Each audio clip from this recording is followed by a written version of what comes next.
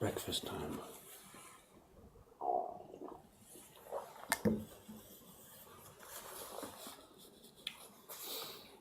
Like the man says, here we go. Okay, what's the tool today? Here I'm at the carving bench. There's a hint here. What's going to go on today?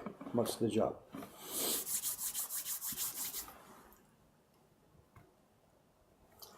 It might be not so interesting for you guys to watch, I'm really not sure. It's mostly thinking work today. I'm not going to be bashing wood. I'm not going to be pressing paper.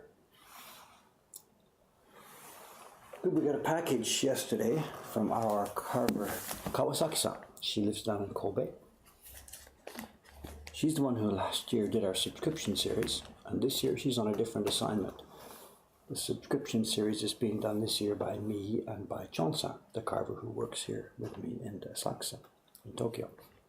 Kawasaki-san, the paper is out, yes. It is out, but I got a question mark. When I went to the fridge today, there was a few yellow dots. Rei-chan wants her paper out. Sugu-san wants her paper out. There was no dot for Shikao-san, and I thought she was maybe coming today, but there's no dot for her and no email for her to say, take my paper out. So I'm a little bit nervous. I've taken out paper, but I'm not sure if I've taken out enough. Okay, anyway, where was I? Kawasaki-san, she's in Kobe, and we've put her on different assignments this year. She's not going to do the subscription print, she's going to do something else. And here's what she's been doing. The key block is ready. I'm not sure if you can see what this is. Let me try and put some light on it here.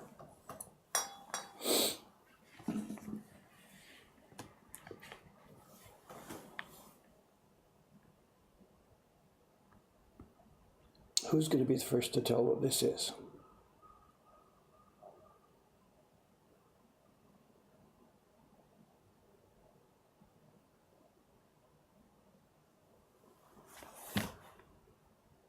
Nobody yet?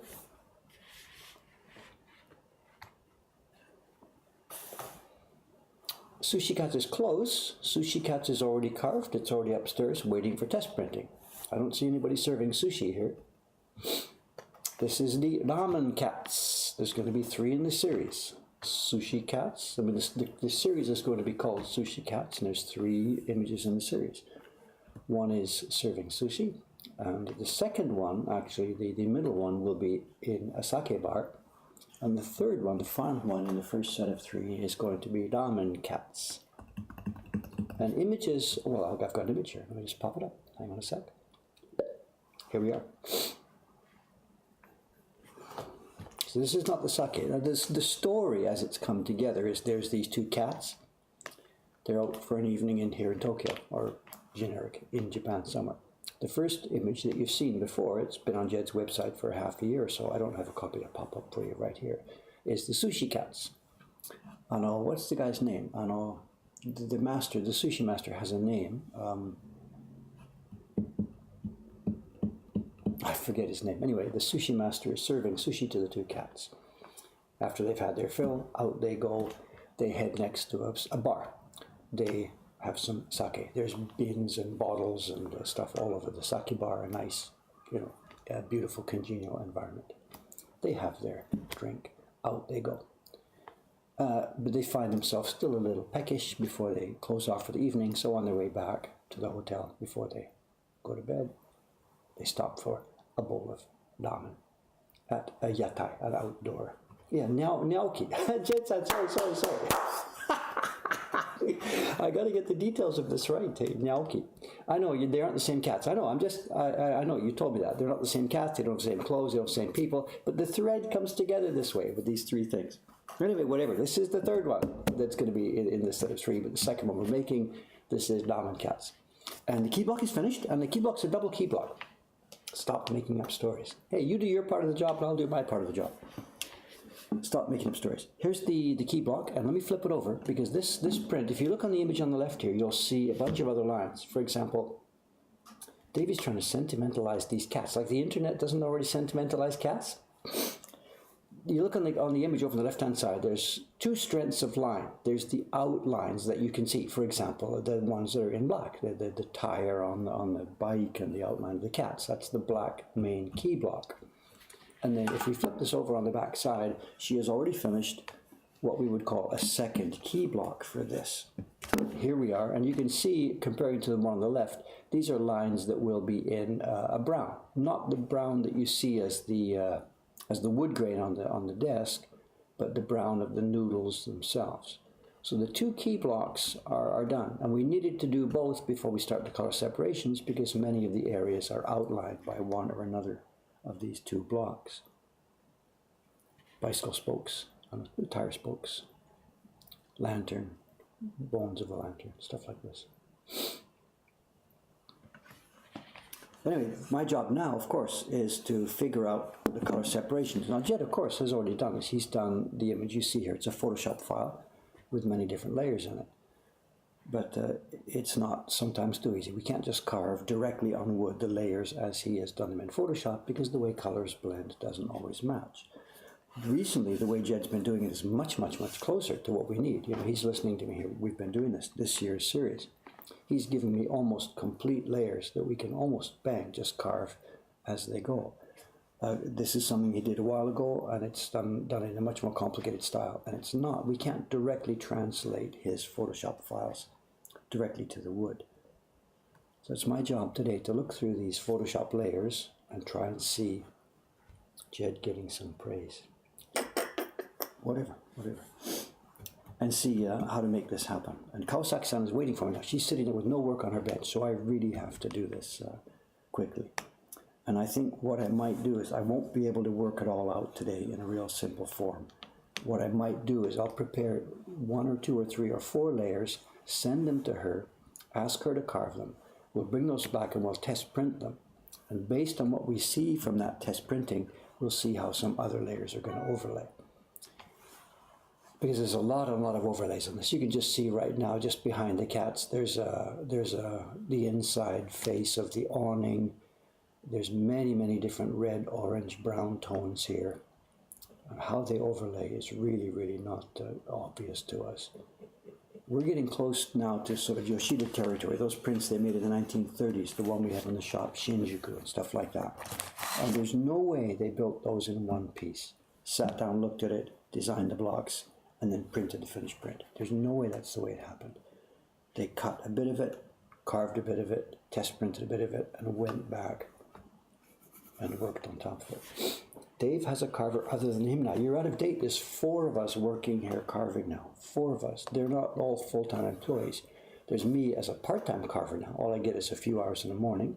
Kawasaki-san is a full-time carver for us. She did this block. She's working in her home in Kobe.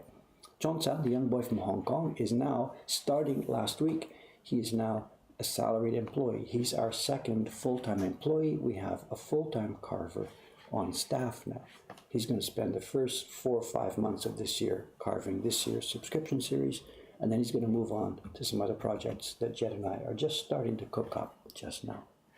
Then there's another girl who works for us part-time. Her name is Yumi-san. She's trained as a carver here years ago, and we use her for different projects here and there. She did the Dragon Ball print for us last year, and she's working on a project that's nothing to do with Jed. She's working on a project for us for a single print for our shop here once it's ready.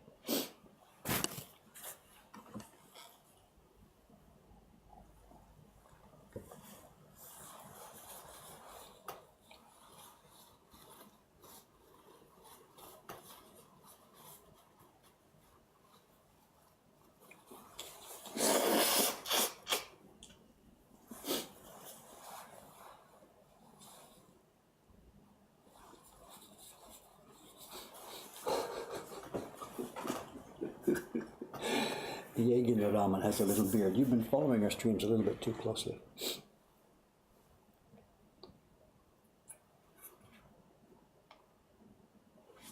The joke here, the egg in the ramen has a little beard. What that's about, of course, was, where was it?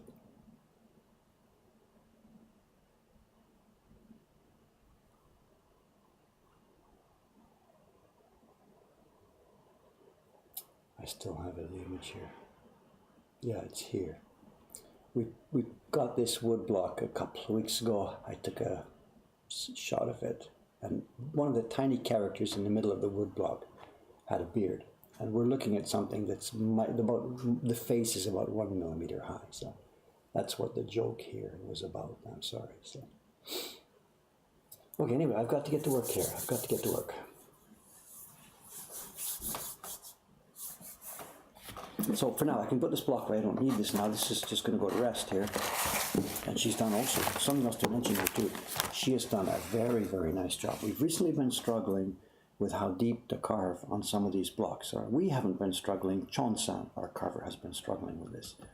And he's torn between two things. Chon-san is working for me, but he's also studying carving from Asuka-san, Asuka Motoharu-san, who some of you have seen videos of.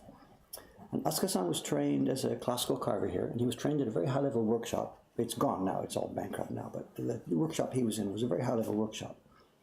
And they worked with good wood and good paper, and he was trained to carve quite shallow, because the printers knew what they were doing, and they were working with very, very high-quality paper. So you didn't need to go too deep. The carver didn't need to waste too much time going deep, and it was okay. We are now working with much poorer quality paper, and we have to press harder on it, and the paper tends to sag down a little bit. So we, these days, now need to carve a little bit deeper than in the era when Asuka-san was trained. But he's trying to train Chon-san to do it the way that he did it when he was younger.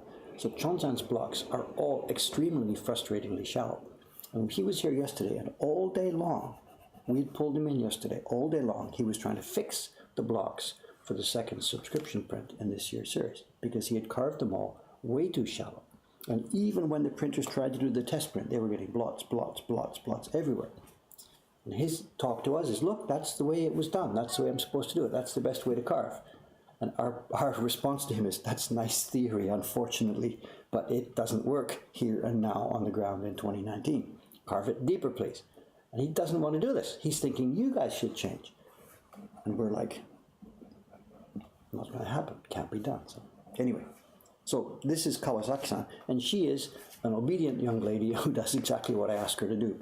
And she has carved this perfectly, perfectly deeply. Too deep is no good, Joe. Too deep is no good. This is why Chon-san's fighting back. If it's too deep, it's difficult for the printers. The brush bangs the edges of all the areas. And I get it, but it's the lesser of two evils. Anyway, I'm talking too much. I'm not working enough. Let's put this away and get to work.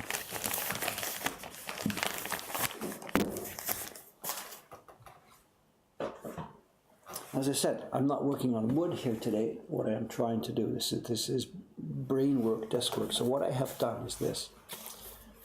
From the key block, we have a test print. I don't think I need this. This is the printing of the key block and the fine line block. And what I have done, I've just printed out a bunch from it. And I'm going to try and do, in my mind here, a rough breakdown of how the color balance is going to work here. I'm not going to work detail, all the dots and lines. This is a very rough first time through to try and figure out how we might get these colors to overlay. Is the paper out? Yes and no, Korinkami-san. Yes and no. Some paper is out. I'm not sure if enough paper is out.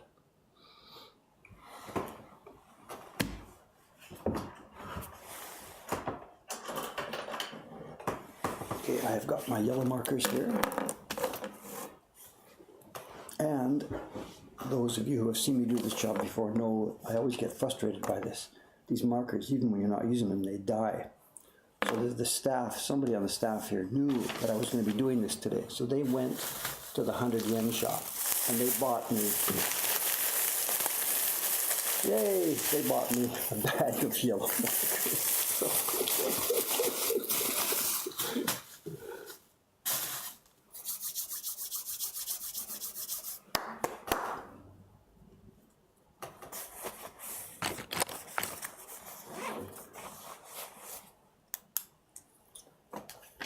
Okay, you can see the image. I've got it here myself. I have, let me poke this off for a moment. You can just see what's happening. What I've done today to try and avoid looking at too many screens. I've got my iPad here, and I've brought the image into it on the iPad. But unfortunately, that's just a JPEG. It doesn't have layers. So if I need to refer to Jed's layers, I've got them over here on a separate Photoshop file. So I'm going to be switching back and forth between this. So. So I don't know how interesting this is going to be, because it's just basically going to be me sitting here thinking and dabbling with some little yellow markers here, but whatever, it's work that I have to do. And she's, as I said, she's sitting there waiting right now in Kobe with no work on her desk. So I have got to feed her a couple of blocks today so that she can get busy with this.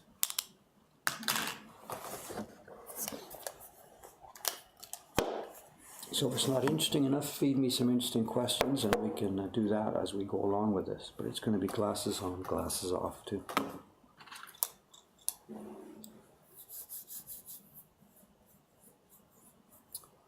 Text cartouches. The way Jed has given me the sample here, you can see he's asked for a gradation up at the top left in the cartouche, and the bottom one he's put as a flat color.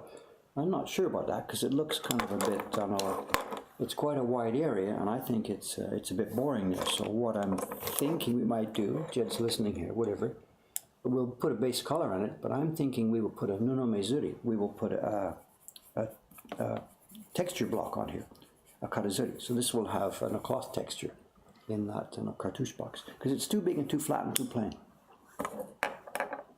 That'll come later. That's nothing. That'll come later. Jed has done transparent layers. I know the days of him using multiply layers and stuff, he's really cooperating very well. Multiply layers were impossible for me to work with, and opaque layers were impossible. So Jed has tried to do what he should do. He's tried to do this with opaque, with the transparent layers. But there's still the inherent problem, which there's no easy answer for us, is the way that Photoshop transparency works is an imitation of this, but once we start putting color on paper, it doesn't always work just neatly and cleanly. And the best example of this, we talked about it just the other day. If there's color A, a lighter color, and color B, a darker color, Jed can put a Photoshop gray across part of this to tone it and add shadows. But it turns out that in real life, the way that a certain gray will work on a lighter color and the same gray in a darker color, if it's dark enough to show in the darker color, it's too dark on the lighter color. And if it's toned nicely for the lighter color, it's invisible. So we can't use Jed's layers always just one by one by one. Anyway, Dave, get to work on this. Let's start with some easy ones. I see blue. I don't see too many blues. What have we got here in terms of blue?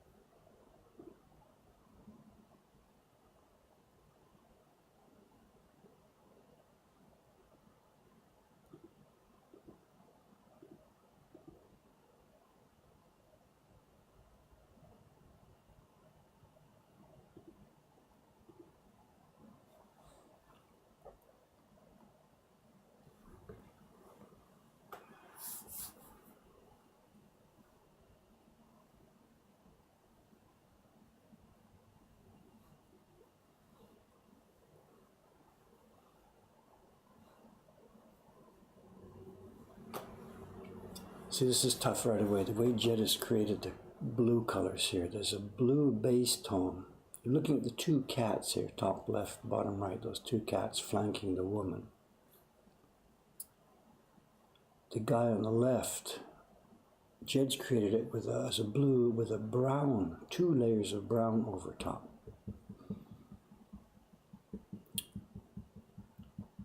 And that's something we would never do. We make brown ourselves by mixing together the other stuff, by printing blue with red with yellow. We normally don't even mix a brown and then have a brown block. And yet Jed's asked for a blue, and then he's got to mix 2 different mixes of brown on top of it. And if we tried to do that, it would really come muddy, very, very much more muddy than what we see here. So already we're going to have to diverge from the plan here. Too much, I mean, a bit of mixing is nice depth, but too much mixing just becomes mud. Absolute mud. And that guy in the top left has an elegant kimono. He's got elegant clothes. It shouldn't look muddy. Yet in Photoshop it looks fine. The brown of his paws, his hands, runs over the top of his kimono.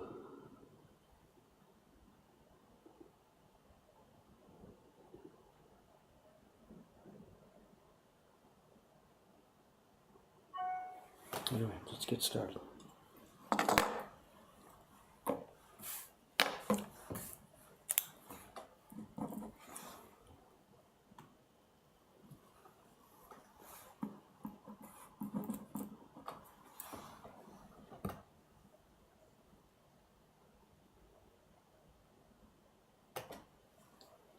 I'm not complaining about any of this, of course. This is you did your job and I'll do my job trying to figure this out.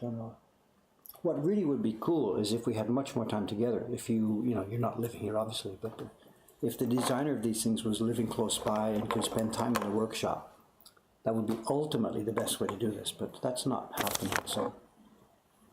Oh, I'm not doing glasses off. Okay, let's just get started here. Just get something down and try it and then go from there.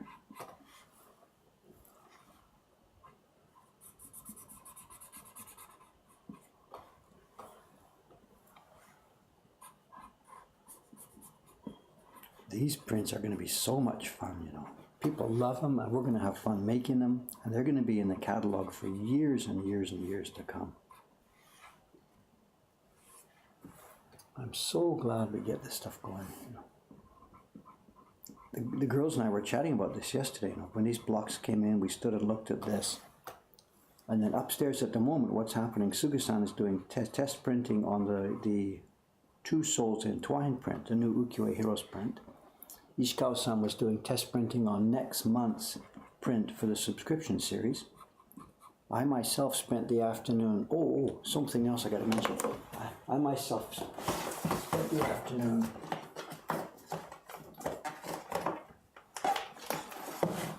and morning doing this. This is the first print. Chetan, have you seen this yet? You maybe not haven't seen this yet. I'm not sure. Can I zoom in? We've got the names on these.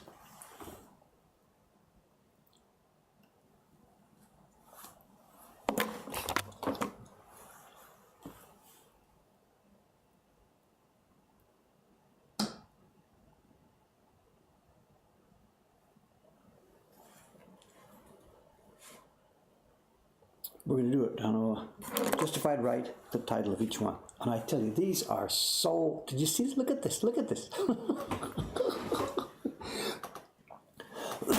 When Jed sent me the Photoshop file for this, I got to say one thing too. There's nothing in the design here that came from me. This is 100% Jed. Sometimes Jed and I talk about these things and I'm saying, well, I'm not sure about this and let's change this and change this. But I had nothing to do with this. This is straight from Jed's, wherever it comes from. I wish I had a recording of the Skype call when he showed this to me, because I'm like, oh my God, that's it. That's what we can start the series with. And he's like, he wasn't quite so sure about it, but I thought it was great. When he first showed me this, that it was a darker thing here, with a glow over the top of the darker thing. I said, we can't do that. We can't do that in wood block print. You can't take a darker object, in this case a bunch of trees in the dark, and put glow on top of them. We can't do that. It doesn't work because the dark stuff shows through.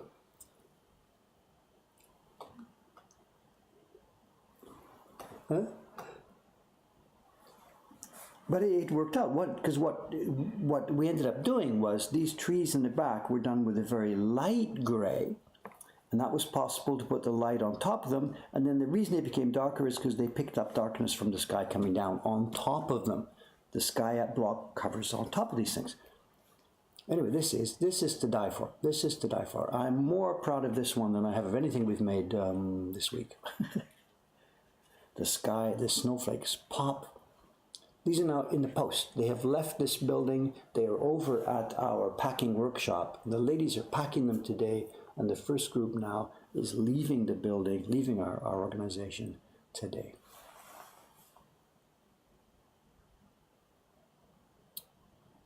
Anyway, what was I trying to say? So yesterday, what were we doing? Suga-san is test printing the Two Souls Entwined print. Ishikawa-san is test printing the second print in this year's new series. I was sitting here embossing these things, and we all realized, holy crap, we're just publishing so much cool, interesting stuff. This key block came in from Kawasaki-san. John-san is carving the third print in this year's series. There's a ton of people here just working hand over fist now, publishing brand new fun prints. Then that batch of Matsushima prints came in from Yamamoto-san. Jed and I chat sometimes late at night, early in the morning about the new designs he's got coming. Just so many things are bubbling here. Where's the piece of paper I had? I started drawing something. Any idea where it went?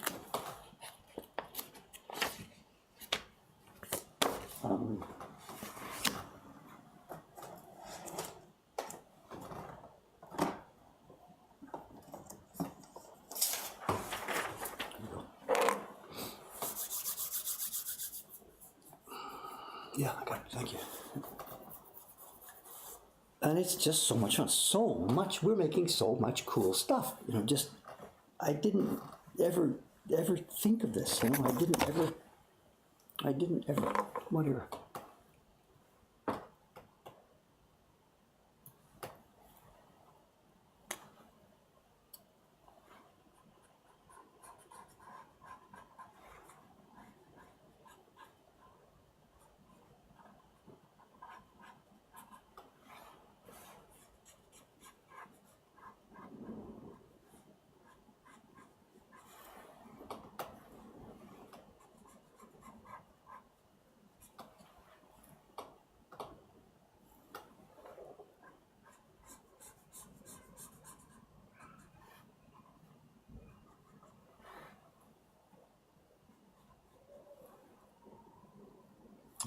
I see. Jed's drawn some blue in the back of this axle with no lines to border it.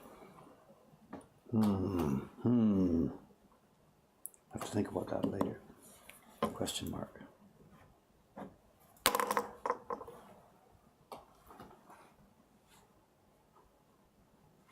Now, places like this are tough. This is where Jed doesn't really care about it because Photoshop's easy, and we really have to care about it. We have noodles here. Actually, I'm not seeing the right screen here. The place where the right-hand cat, he's eating noodles, and the noodles fall down from his chopsticks, hang down, and there's a blue kimono behind it.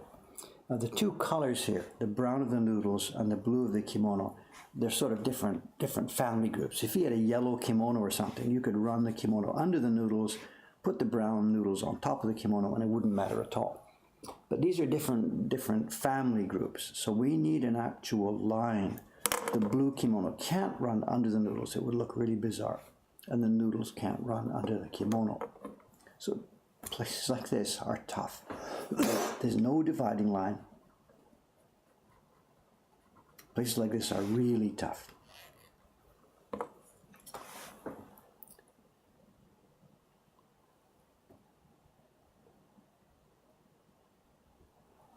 So what we'll do, what we'll end up doing is we'll end up carving them both a bit too much. We'll carve the noodles a bit too wide, and we'll carve the kimono a bit too wide, and then trim back and when we start the test printing. But that's always difficult.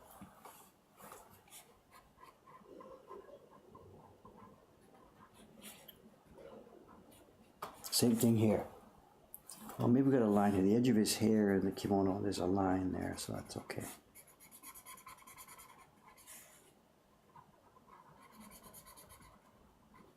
The little bits in here, that's okay. Okay, that's the first step of the blue. There's a blue base tone. But now what color do we use to overlay to get that guy's kimono? I don't know, and for the moment, let's just put it aside. We'll come back to it. What will be next here?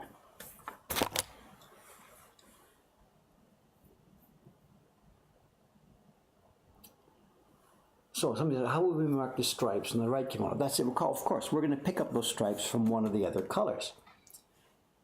And it's obviously going to be, maybe it might even be the same color we use to pick up the color for this guy's left-hand kimono. And there are not a whole lot of options here.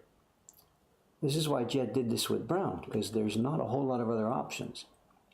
Now blue and red make purple, and if we have, there's other reds here, there's reddish brown colors. If we put something like that over top of these stripes, we'll get it. But suppose, for example, let's just think it out loud. Suppose we use the red of the server's kimono for these stripes, and think it out loud, one of the darker browns mixed together for these stripes. We don't want to carve these stripes on two different blocks, because it's difficult, really difficult to get them both carved and lined up in the same place. So I would like to have these stripes created from one only of the other blocks involved. And looking at it right now, I'm looking at the lady in the middle here. She's got a darker tint to her kimono. How did Jed do that?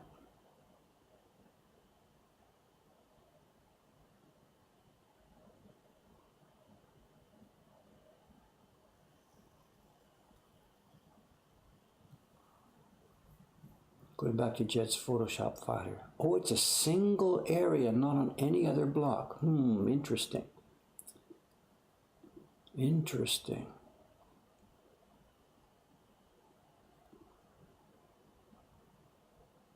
How has he done this?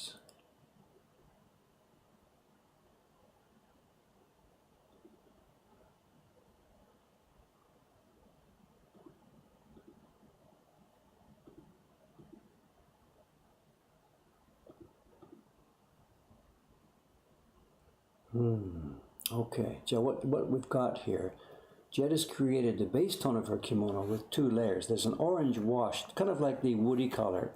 The woody color, this is interesting, the woody color he's got goes under her kimono, okay, and then there's one of the red tones, for example, from these lanterns or something, also goes on her kimono. So she's got a red and a woody color.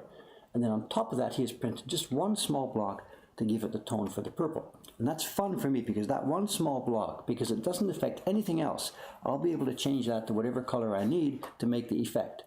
So I think I'm going to do that as a first trial.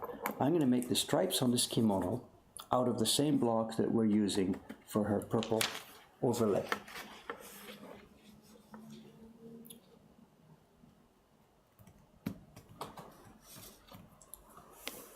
Let's try this. Stripe slash pattern. I'm not going to draw those maple leaves now, that's not what we're here for. I'll just dab it in to show that this is what we're playing with.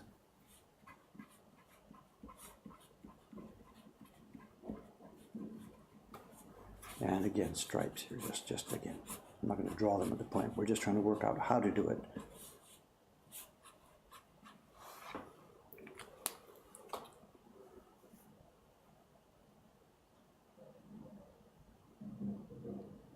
And question mark over here. This same color could do for the depth on this guy's kimono.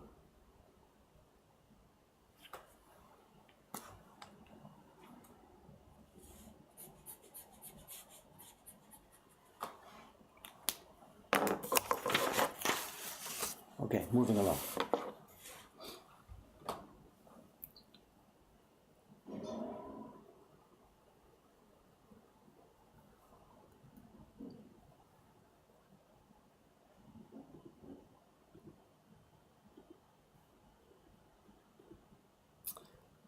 Now there's another one which we should take care of up front, because it's going to be something that doesn't go anywhere else either. What we want to do with this kimono, Jed and I chatted about this back at the beginning when we were first planning this one. I know the kimono the woman is wearing, we want to make it a little bit gorgeous. So you can see there's sort of a pattern. There's maple leaves flowing in, flowing in a stream, whatever. And what we were thinking we would do, just to try and upgrade this a little bit, is we think we will print that in metallic pigments. And you saw, I know Cameron posted the other day, kind of a funny video. He posted something to the Facebook page the other day. He posted a video of Suga-san and Ei-chan together. They were doing some metallic pigments. They were using a metallic powder to put calligraphy on a print. And the same thing here. So I'll just do a wiggle pattern here just to show for the moment. And we're going to do this with metallic. And it would come at the very end of the process. I don't think it would pick up anything else. One idea was to use it to make the bicycle spokes, but I think it's a bit too much. Just focus on her kimono and do it there. So metallic on her kimono. And that would be one that will be printed at the absolute last stage of the process. Then what else? Just to get some stuff out of the way, some easy stuff. There's the wood grains and stuff here. I'm not going to draw them, but they will all clearly be on a single block. And the unknown question here for the wood grain is what else is picked up from the same one? What has Jed set aside here? Hang on a sec.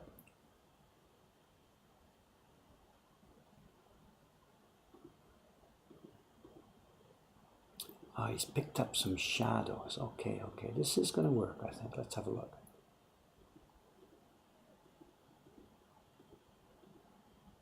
Yeah, this is a Jed layer we can use just straight as it is.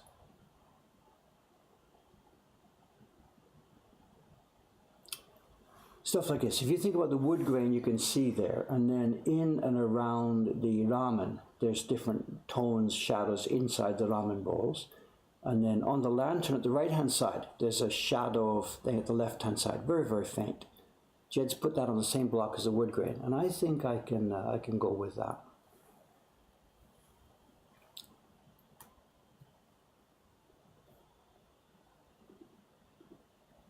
Yeah, you're asking about her belt. It's metallic. We know that's there. It's okay.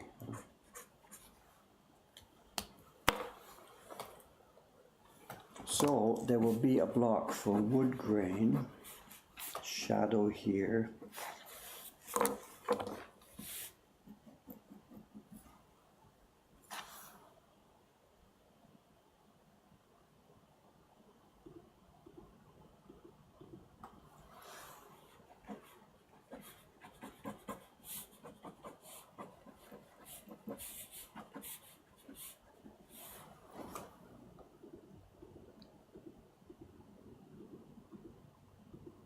And what Jed's also asking for is now, for that same one, Jed's suggesting that wood grain pattern overlays the blue on this guy to alter the color.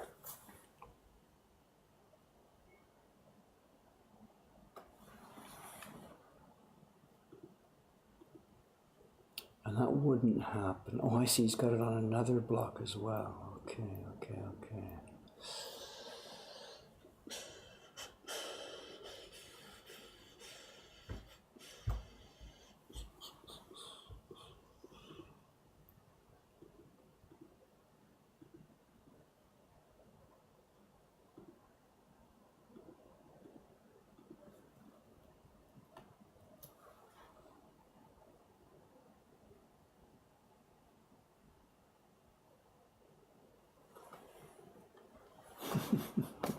Jed-san, a series with different cats having fun at different Japanese locations, right?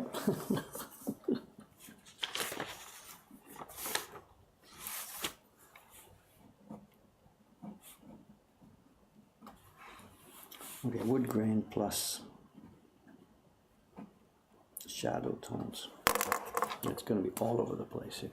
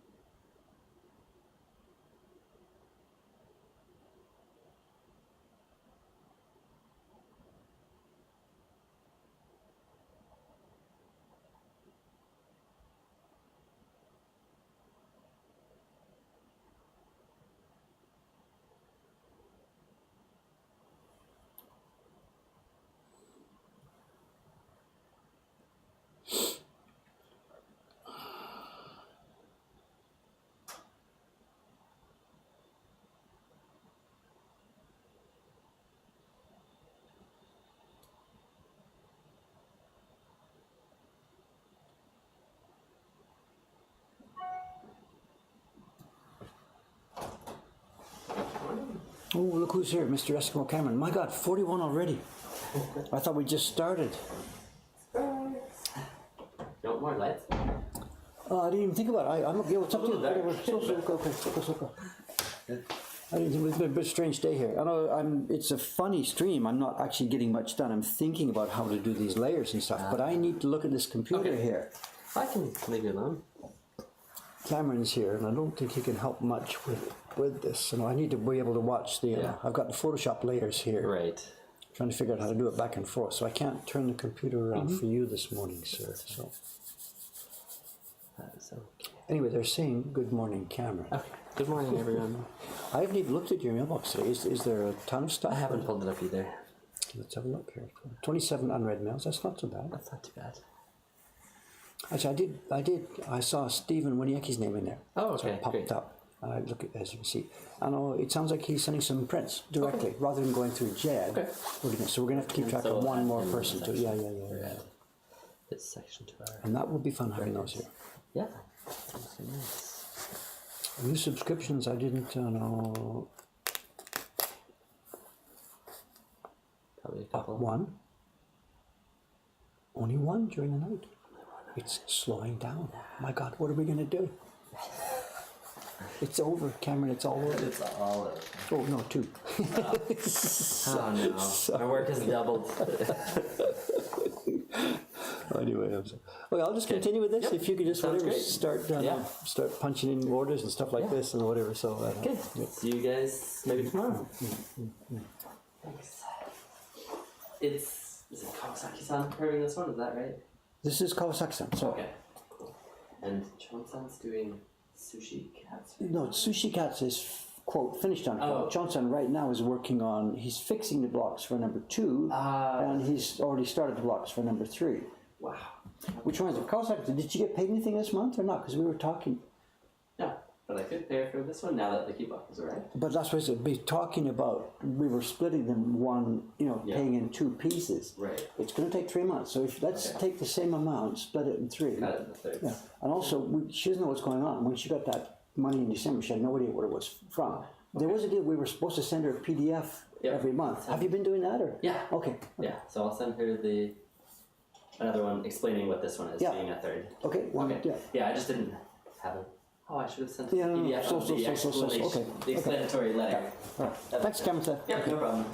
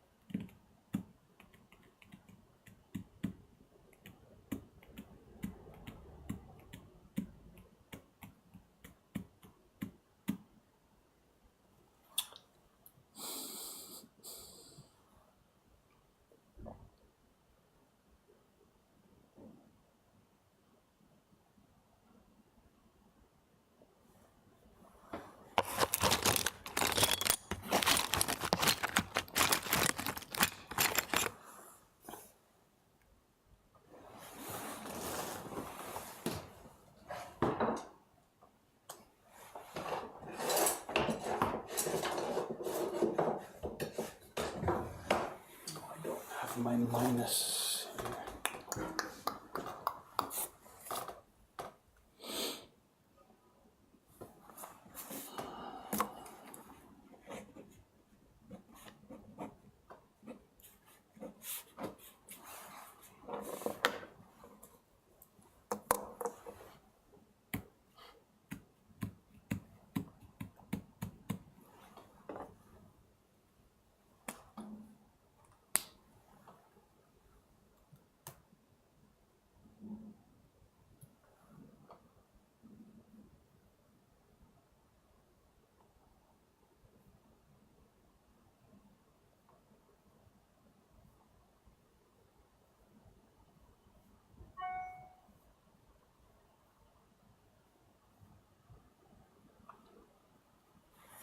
Okay, we were mucking about with the blue groups and the odds and ends things here, but actually, it's a better place to go on this. We've got the red group, the red-yellow group, starting with the card itself, which is a pale woody tone, and that tone clearly can underline the background. That tone can underline the red here. The same card tone underlines the different ramen that's on the thing. The same tone can underline the curtains, this thing. I'm not sure if the same tone should underline the lanterns. Where's the light going to come from? And that's something we're sort of confused about on this image.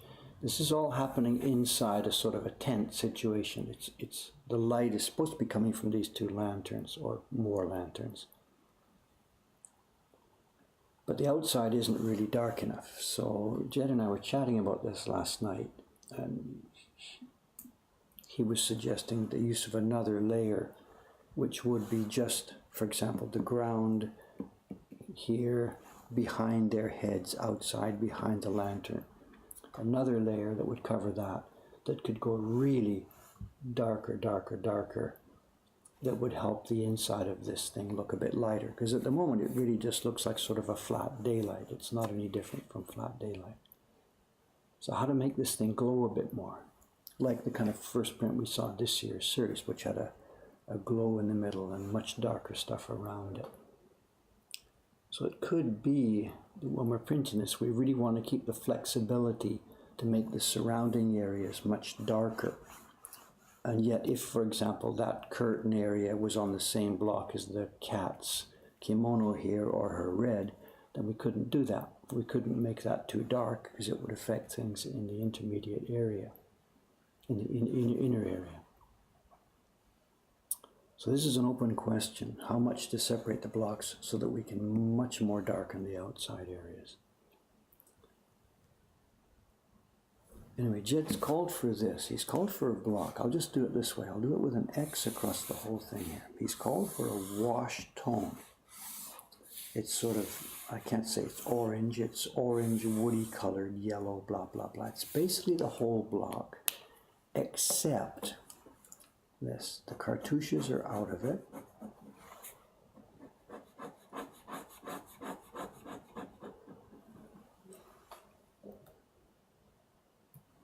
And the white areas, things like this, things that are going to be white.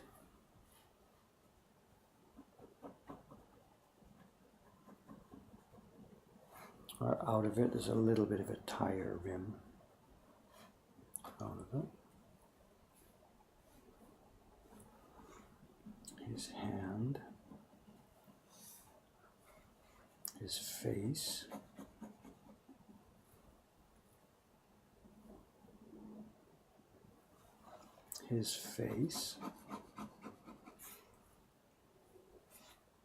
the bottom of her face. Let's have a look at how this works. The bottom of his face. And then the letters. This is what creates the shadow of those letterings because they are missing from this very light base tone. And the lightest parts on the lanterns.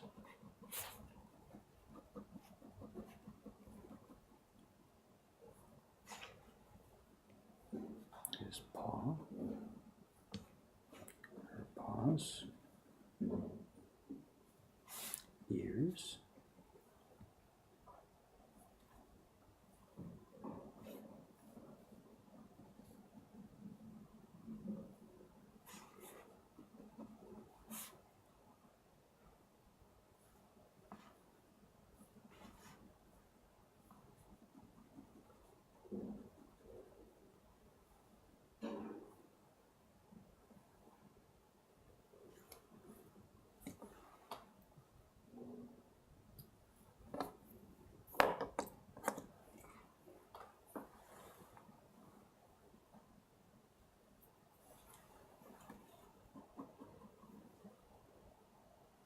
this is tough again here, the areas where they butt up against each other, you know.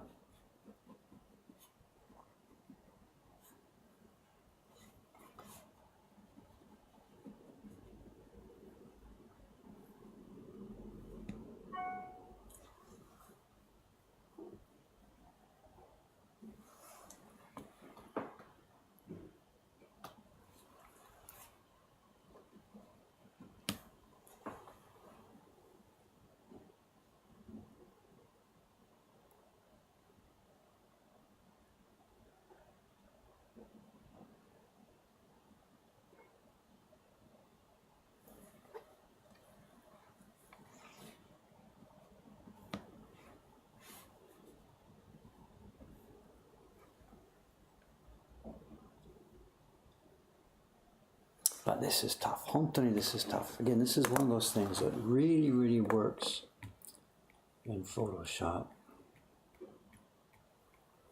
but is really difficult to implement in real life. Because what we've got here, this base tone that Jed has called for, it's actually visible. It's the base tone of this wood. So the lightest color that you see on the wood, that's the color that would be printed here over the entire block. And so the depth you print it at has got to be, it's going to be visible. So whatever depth we want that wood to be is what we print on that block. But it also affects so many other things. I mean, the blue that we were talking about with the first guy here is going to be dramatically changed by having that bit. So if it turns out that we want to change that blue by changing the underlying yellow, we can't do it because it changes so many other things. So by having a base wash like this, it really, really, really starts to restrict other things that are going on. We'll do it. We'll carve it, we'll cut it, we'll print it, and then we'll try and build on top of that. I think there's two of them in this block. Jed has called for that one, the orange, what does he call it? The orange wash, he calls it in Photoshop. And then there's another one.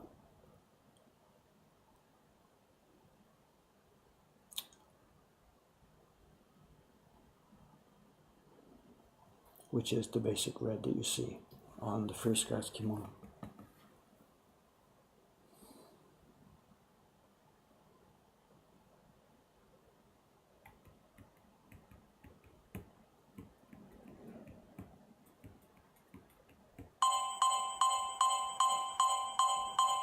Jed's going to drop in. Let's punch him in.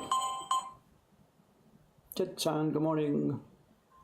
Hi. Come on in. Can I punch you in? Hang on a sec. Yeah, I think I'm creating a feedback loop. Shoot. Yeah, you got to turn off the audio on your Twitch. Leave the audio on the Skype, but turn off the audio on the Twitch, because that's the delay. Sorry, guys. Okay, how's that? I think you're in the window here. Hang on a sec. Let me move you over. Hang on a sec. I think you should be able to see yourself now in the Twitch stream. Yeah. Is the audio coming through, guys? Can you hear Jed okay? Give me some feedback here in the chat.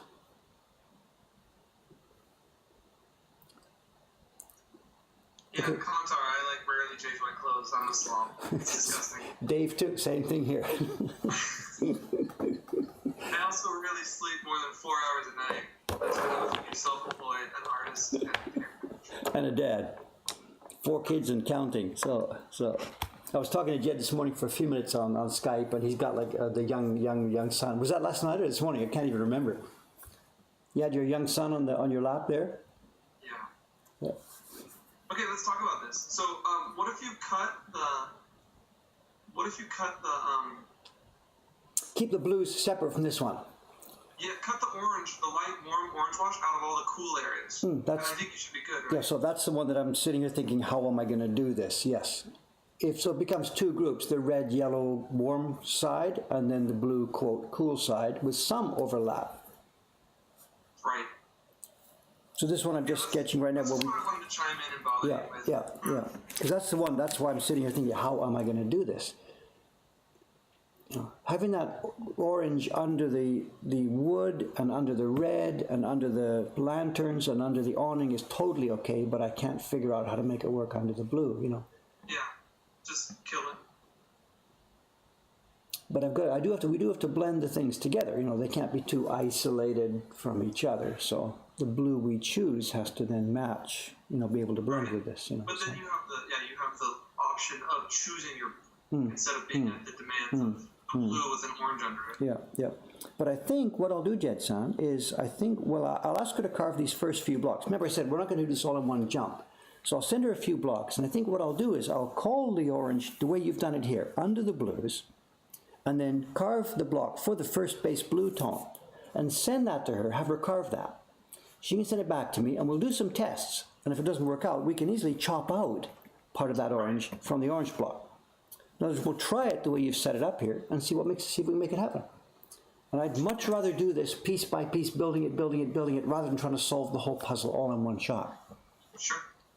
And it's easier to cut out than have to carve a new block. Absolutely. And if it does work out the way you've set it up, then that'll be wonderful, because there will be a real richness to it. That base warm tone under everything would really tie it together. You know? Yeah, even under the blues. Like if you use a really intense blue, I have a feeling that It'll kill most of the orange anyway. Yeah, kill most of the wash. Yes. But then I worry maybe it'll turn green. Ooh. Yeah. Yeah, I don't know. Give it a try. Well, why doesn't it turn green in Photoshop? I can't understand why they're different, because you've put that blue in there as a semi-transparent layer, right? I think it's a warm blue, though, isn't it? I don't know what to call it. I don't have a name here. Is it more of a purple blue or is it more of a green blue? Or, you know. Just a minute. I don't. What can I use as a name for it? I've got the folder open too. I think it's more of a purple. It is. Blue. It's got red in there. Yeah. Yeah, so because it's more of a purpley blue. There's some yellow in there already. Yes, I got you. Yeah. It should turn less green. So if you want, you could err on this more purpley blue and be fine. Yeah. I mean, there's no sky blue stuff here at all. Yeah, we'll try that, I guess. So we're really going to have to stage this one, because there's no way I can jump to the, Okay, cool. And then the other one I was nervous about. No. Have you heard? Absolutely. The other one is, by doing it that way, how can we make these lanterns glow more? At the moment they're sort of pretty static. They're there as a red object, but they don't seem to be illuminated in any way, And that I'm not sure about, Well, so here, just a minute. Here, crap. Just a minute. I think I've got, this morning when we were talking, I thought I saved the new file with that extra layer that we had talked about. Well, even the background, the outside going darker. I thought I had saved it, but now I'm not finding it. Crap. Boo. Oh, there's an idea in the chat. Why didn't I think of that? It just says, just turn the lights on. Why didn't I think of that? Because Dave's mind is stuck in the 18th century. Just flick a switch, turn it on. Easy. He doesn't use a heater or lights on it. Wait, let's see here. Crap. I guess I didn't separate them. Well, you sent me a file last night. Didn't you send me the file after you did that fooling around last night? I don't remember what we did. Hang on a sec. I don't know what happened. Sorry. Not great. No, I don't have it. I have my own version where I made a black background just for fun, Yeah. Anyway, I think if you push the background back and made it darker, that'll make the street lights or the lanterns glow more, right? I don't know. It makes, by making the background darker, the inner area of the tent here, the table and people, will appear a bit lighter. Right, the lanterns will too, though, right? Yeah, but they're just the same as the table or the people. They don't. I mean, they look like lanterns as a shape, but they don't have any inherent sense that there's light coming from them. And all I could guess is that if we cut more out of them, I don't think we could dare leave them white. Just thinking out loud, suppose the two lanterns weren't part of that orange wash that you had. Suppose they were part of something that was a bit more yellow in it. I don't know. Yeah, but a red lantern is a red lantern. I mean, you can't turn it yellow. Then it stops looking like a red lantern. Like, look at the lantern behind you. You can't turn that yellow, right? It would start to look weird. And that's the problem with red, is that red, when it glows, when you turn light, is suddenly pink. And you only want too much of that. At the moment, those lanterns, what's the inner lightest stripe? Where's that coming from? That's the orange washes in there, right? The warm red-orange. Are you in Photoshop right now? Okay, I see. It's cut out of the orange wash and it's only in the red. Okay, I get you. Yeah. So, if you wanted to, you could try, dropping the red-orange layer above the orange wash down to, 40% or something. But that's all over the rest of the picture. It's the kimono of the guy serving ramen. It's it's a lot of other things. Well, maybe you could carve it separate on a different block, on the purple block, where you said you have that spot color on the campaign. We got room. Yeah, I don't care. I'll make up whatever room we need. That's not a problem. There's no limit on the blocks for these, Jed. I mean, I didn't say that. I didn't say there's no limit. I mean, it's not like the subscription service limit. You know. Yeah. This is a puzzle, ain't it? It's a fun puzzle. Yeah.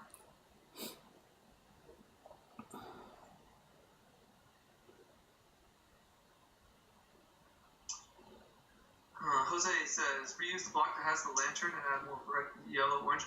So the problem with that, Jose, is that that is you, right, Jose? The MERS. Okay, so anyway, those blocks don't have a nice big like Grand Canyon valley separating them from other color areas. They're too close to everything else. In fact, there's no definition between them at all. There's no carved out areas, so we can't just add color to just those areas because they're not islands, as it were. Speaking topographically.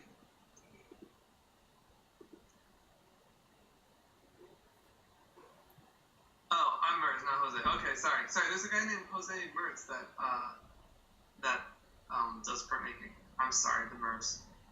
Sorry, Mertz.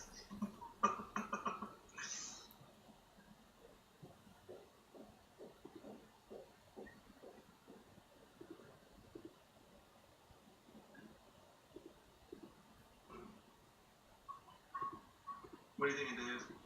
I'm trying to figure out how these work. I'm just trying to figure out how they work. I'm in your Photoshop, clicking on and clicking off and clicking on and clicking off. You know, so actually, the lantern, the lightest part of the lanterns isn't the lightest red block. It's actually the red block that makes up that kimono of the guy serving serving ramen. Yeah, without the yellow underneath. Yeah. How do you feel about that? So the lantern's the next level up from the lightest part. The lantern on the right has 3 depths. It's got the lightest part of those stripes, then the body of the lantern, then the edge shadow. Yes. And the lightest part of the lantern isn't actually already the lightest color in this print. It's the darker red that's on this guy's kimono. And then what looks like the middle tone on the lantern is added by putting that yellow wash in, the one that's the wood color. Right. Do you think that won't fly? I suspect it might not be visible, so. It's okay. If I get in trouble with that, the lanterns are isolated physically. So I can... Frozen Runner has a good point. Is if you just put a vertical gradient on the top and bottom, it might give the glow effect without having to mess with the lanterns themselves, but just give the whole thing a glow effect. You know what I mean?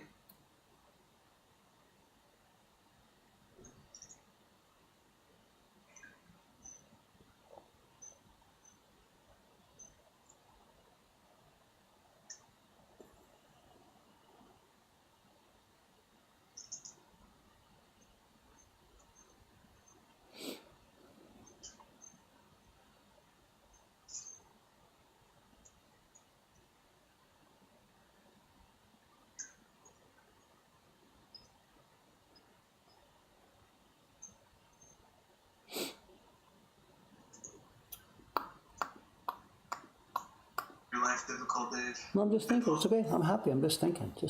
You know, it's a lot easier to spend a couple of minutes thinking than it is to hack first and then, you know, fix. It's just easier to think about it for a minute. You know.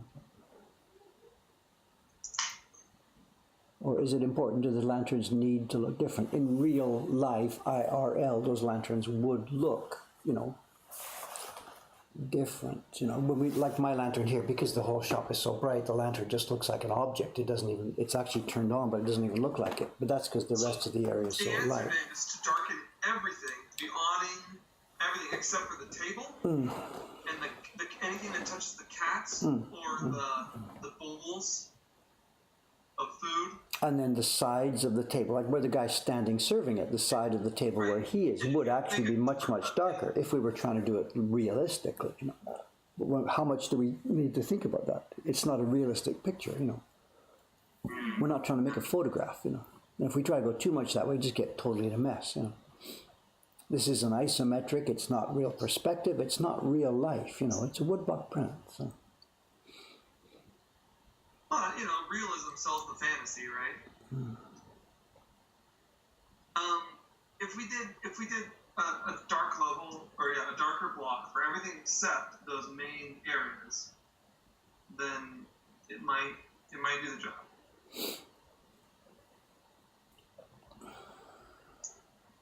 Do you want me to like mock it up real quick in real time? Because I can.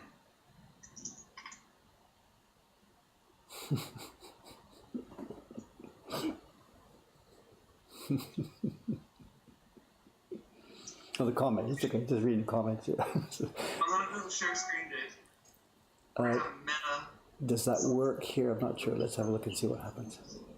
Okay, so it should pop up on your thing. All right, hang on a second. If you're going to share screen, then let's see. If I pop that out for a minute, how do I do this? Hang on a second. Sorry, mate. I'm not sure if I can actually do this. Okay. Let me just try. If I go to full screen here, but I don't think I can pull that full screen into the chat. Let me try it. No, I can't. Okay, that's fine. No, sorry, Jed. We can't see it. I was getting a little bit ambitious anyway. Let me just try, but I don't think I can. Hang on one sec.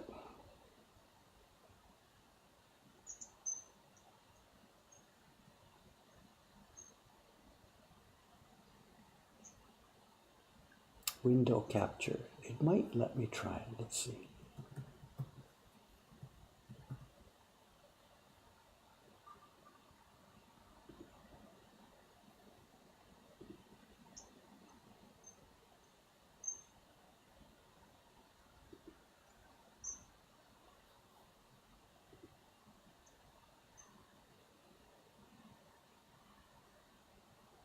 I have the Octopus background on my desktop.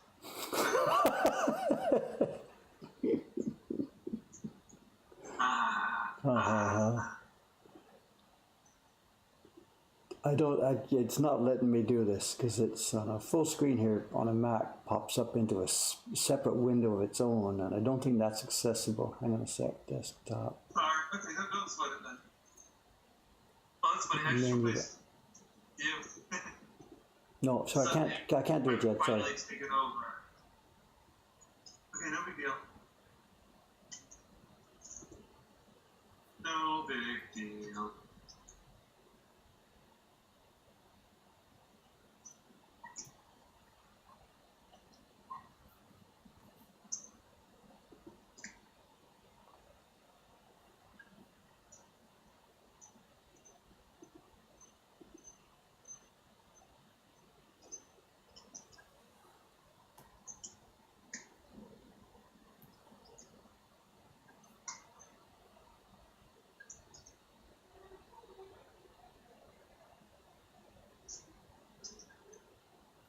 What have we done now? I've buggered up a lot of stuff. Hang on a sec. Here. Sorry, Nick, you're supposed to be focusing, and then I came in and ruined it.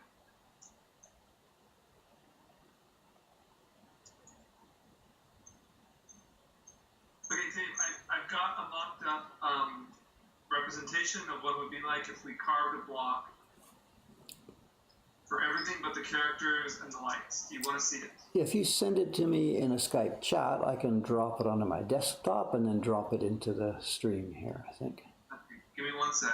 Don't rush. I should just do one little tweaky tweak. Someone's asking about the block count. It's probably going to be, based on what I see here, it's going to be probably 6 pieces of wood carved both sides with a bunch of spot colors and a bunch of overlaid colors. It's the rough. It might go to 7 pieces, but I think probably 6 pieces both sides. Not too bad though. I feel like I'm saving the earth. Oh, sorry, yeah, we're in the zone. You know, no problem. As far as printing count, the printing count is going to be somewhere around in the low 20s. That's pretty good. It's not bad. It's not awful. No, it's exactly in the zone. Okay, alright, sir. I'm sending you. Okay, let me get back to my Skype monitor here. Instant chat. Skype chat. Hi. Okay, so now it should pop up into your Skype chat. Yep, I see it. Let me download it. Height. What's it called, just so I know how to find it? Okay, I've got it. Image 2 PNG. Okay, it's okay. I got it. Yep, I got it.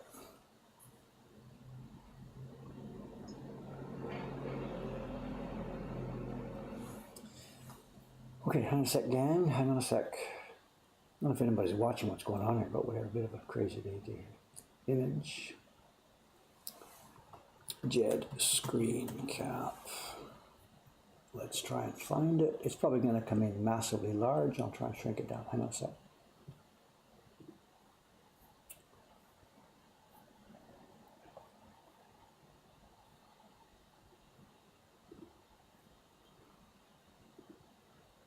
There it is. There it is. Oh, look at that. Right size too. Hang on a sec. Oh, good. We can put these two side by side here. Hey, okay. Look at that. Wow. Thank you, sir. Now, what have we done here? Everything has been darkened except for the tabletop, the cats, the lanterns, and the cartouches, except for the bottom cartouche. I forgot to... Yeah, we can, yeah. Detail. No problem.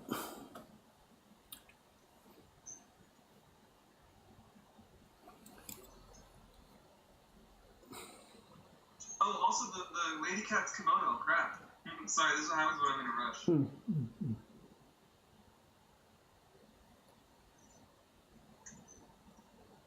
There we go. Oh, it looks really good. Here, can I send it to you again with her kimono cut out?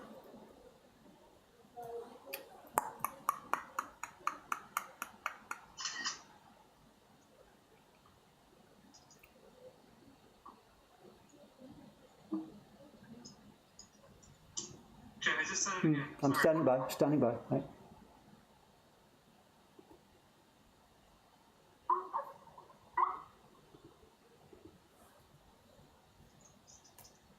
Modern technology.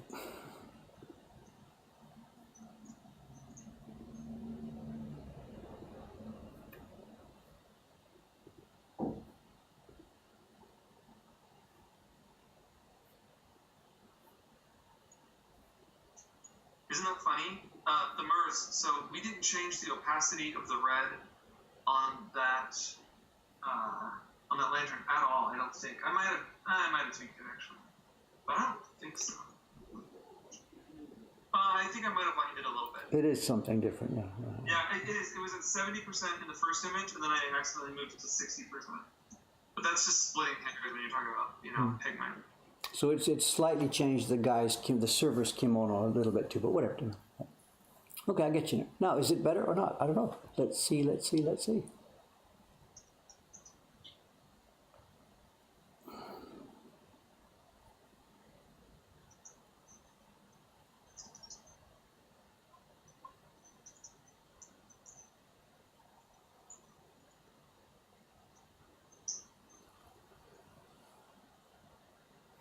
Cool. Dave, does this please you? Are you asking me or is the chat asking me? I'm asking you. The lanterns look like they're illuminated. The one at the top left there, the lantern now looks like it's turned on, I know. Gorpinster raises a question. Based on the position of the lantern on the right, shouldn't the right side of the cart be lit as well? Or would that be odd? But again, how realistic and how many blocks? At some point you got to cut and run, it's not. But it's funny, why does the lantern on the left look to be more illuminated than the one on the right? I guess it's because it's surrounded by darker stuff. No, interesting. The usual rule. Yeah, it's surrounded by darkness. But this guy just asked a question. The light on the right should shine on the cart. Remember, we're not trying to show shadows on everything. These people's faces don't have shadows from the left and the right. There's a limit to what we can do here practically. This is not a photographic reproduction, It's an interesting. We need to quit making printmaking and get an age. It's an interesting blend between how much realism and how much non-realism. It's a really interesting question.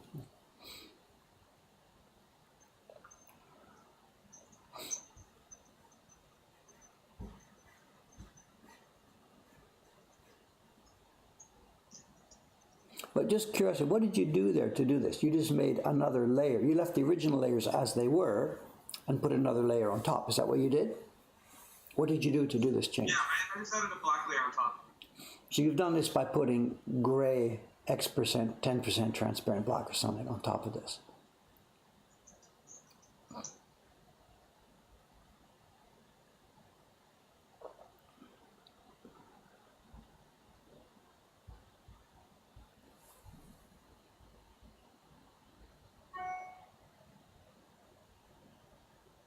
On everything except the tabletop and the people. Is that what you did? What? I'm just trying to figure out what you did just so I know what to think about here. You put a gray layer on top of everything except the lanterns and the people and the tabletop, right? Is that the idea? Yeah.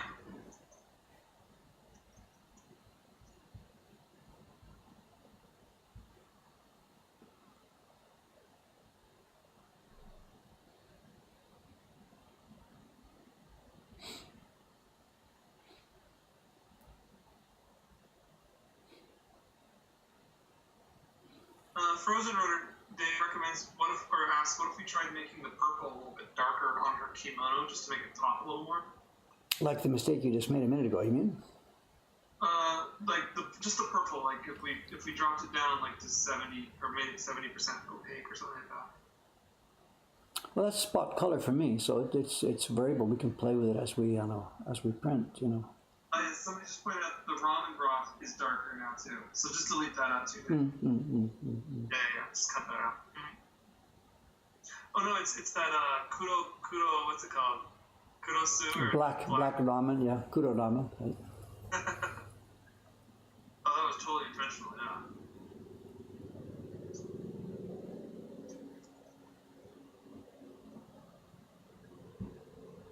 Somebody says, what would happen if we brought that bottom gradation up a little bit farther? That's a good question to do.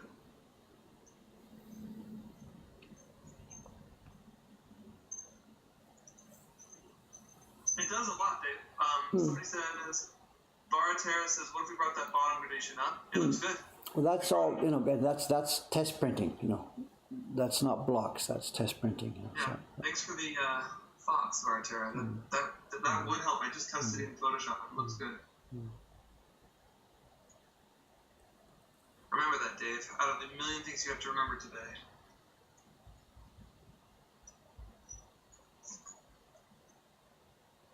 Well, the goal for me at the moment is just to get the first few blocks ready that we can start testing some of these concepts. Have a test, see if they're okay, then go ahead, carve the rest of the blocks, and then sit down with it. This is one of the most complex ones we've ever done, you know? Yeah. Yeah. Okay, gents, I gotta go, because I gotta cook dinner.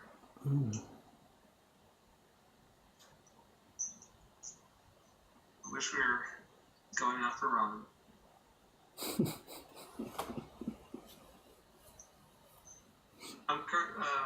Dave, I'm working on the September print for you right now. Or August? I forget.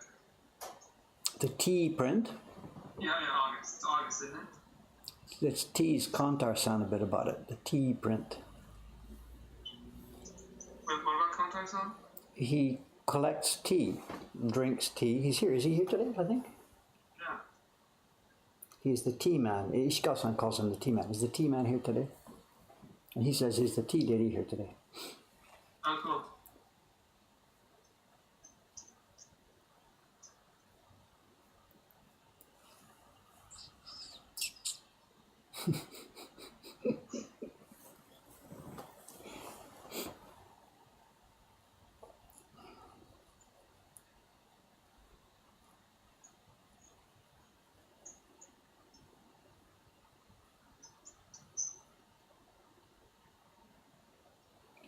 And the people here in the shop, they do a print party in the morning, you know. The single question that we get asked the most, far and away about everything else, is they say, where can we go for lunch around here? That's okay. And we say, what kind of food do you want? And they always say exactly the same thing. Where can I get some good ramen? That's the number one biggest question that we get asked here. And there's so many choices right around here. There's all kinds of choices. You know. There's backstreet ramen, and there's cosmopolitan ramen. It's sort of two different styles to it here. Well, there's a million styles, but two different ways to go. Hit the little places in the back street, or go to someplace like Ippudo. You know, the one they've got a branch in New York and probably in, you know, Utah or whatever. Yeah, Ippudo's safe, but it's a chain. So, like, if you've been to it in one place, like. Yeah, but it's not a junk chain. It's not a fast food chain. It's a higher class chain. You know. Cool. And it's good stuff. Denny's, totally like Denny's, right? No. I wouldn't put it in the same class as that. It's good stuff. It's very, very tastefully prepared stuff. But it's going to be the same wherever you go. You know, so you can get it in New York. You don't need to get it while you're here in Tokyo. You know, so. When I went to Japan, I made the mistake of stopping at any old ramen place once and regretted it. Well, it works both ways, you know. I mean, if you want the real super interesting experience of this, oh my God, I found this fantastic place in the back street, then you're also going to lose sometimes when, you know, you throw your dice on the table and you win and you lose. But the basic rule still changes. You know, you're going to get very, very few awful meals here in Japan, even in the not so good places in the back streets. You're probably going to be doing okay.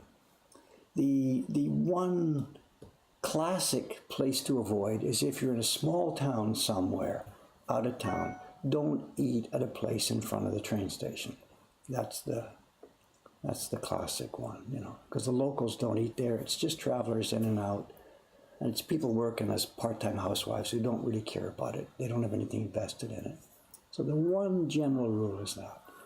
Don't eat in front of the train station in a really small town. Get a couple of blocks away from it, you know. But here in Tokyo, anywhere, you're really going to have to work hard to find a bad experience, I think. You know. Whatever, it depends how critical you are. You know. Okay, Dave, good luck wrestling this thing to submission. Well, like I said, I'm not sweating this, and we're going to cut, as I told you, we're going to cut 2 or 3 blocks, these base blocks, this orange, the red, and maybe a base for the blue. We'll get her to cut those first, bring them back, do some testing, and then based on what we find there, we'll add in all the rest of the detail. Okay. Thanks. Go get 'em, man. No, thanks for taking trouble to stop by. Thank you. Okay, signing off. Bye, guys. Bye, Right. everybody. Good luck. Have fun making dinner, Jed. See you soon. Oh, man, I can't even find my script. Can't find the off button. Thank you. Shall I hit it from there? See you soon. Okay, I'll do this in. Okay, bye.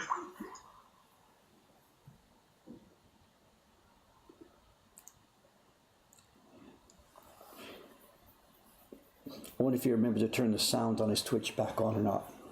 Who knows?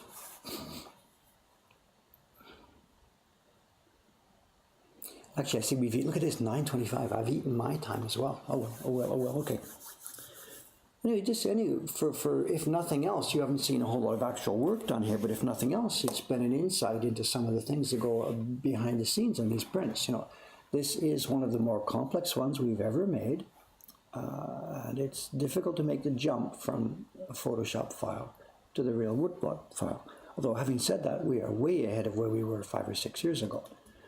You know, when we were both floundering. Jed was just trying to draw pictures with using different kind of layers, and we didn't know what to do with them. So we're 99% of the time now, Jed gives me files that I can use for the most part straight away. We're way, way ahead of where we were years ago. He's designing now for woodblock prints. He's not just designing as a Photoshop poster, you know, the world he came from years ago. He's been here many times. He's seen how we work. He's received a number of prints, and he's now designing for woodblock prints. You know. So I think I should get out of here. I know I do. I got my early work in the shop here to do, and I will sit down this afternoon and wrestle with a bunch of this. Pick out the 2 or 3 that I think are critical to the start of this. Send them to Kawasaki-san so she can get carving. So it may have been an interesting stream. It may have been a bit of a not interesting stream for you. I don't know. For me, this is an essential part of the process to have these discussions. What will I be doing tomorrow? Today's Thursday. Tomorrow there'll be a normal stream. I don't know. There's a sizing stream coming up sometime probably this weekend. Might be Friday, might be Saturday. I don't think I'll be sizing tomorrow. There's another block. I need to carve one more block for the print that Sugi-san is making right now. The 2 souls in twine print. She needs a Shomenzuri block, a front rubbing block. And I have to carve that once she's finished her test printing, which I think is happening today. So tomorrow I might be carving here, carving the front rubbing block for the Two Souls Entwine print. Anyway, I got to get out of here for now. Thank you very much for watching. And as I said, a window into a part of this process that people normally don't see. Signing off. I'll see you tomorrow with one tool or another on the bench here. Thanks very much, guys. See you then.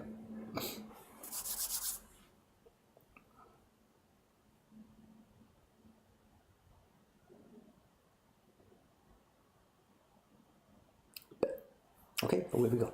Stop streaming. Thank you. See you soon.